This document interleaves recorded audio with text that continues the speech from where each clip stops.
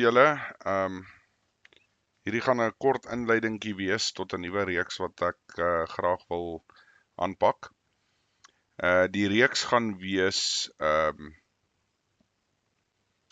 ek is nog nie seker heeltemal oor die naam nie, maar dit sal wees in die voorbereidings playlist. Vir die eenvoudige rede dat dit het maar alles te doen daarmee. Maar dit gaan maar om selfstandig te word in vandag se tyd en hoe om dit te doen, en die realiteite wat daarmee gepaard gaan.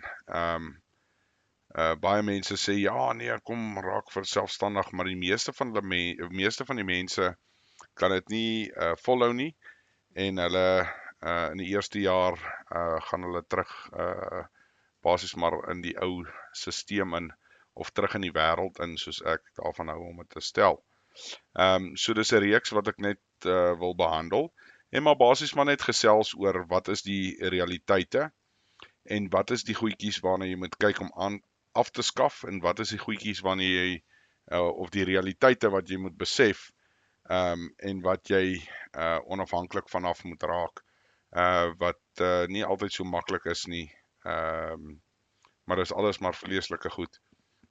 En dan aanpassings wat jy gaan moet doen, jy moet maar baie aanpasbaar wees, anders dan gaan dit definitief nie dit maak nie. So mense, ja, dis maar die reeks wat ek wil begin. Ek sal waarskynlik so een keer 'n week 'n videoetjie laat uitkom, wat dan nou tot bespreking is van hierdie reeks.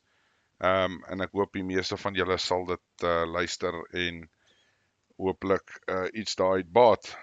Ek hoop julle het 'n wonderlike week verder en dan praat ons met die volgende video. Bye bye.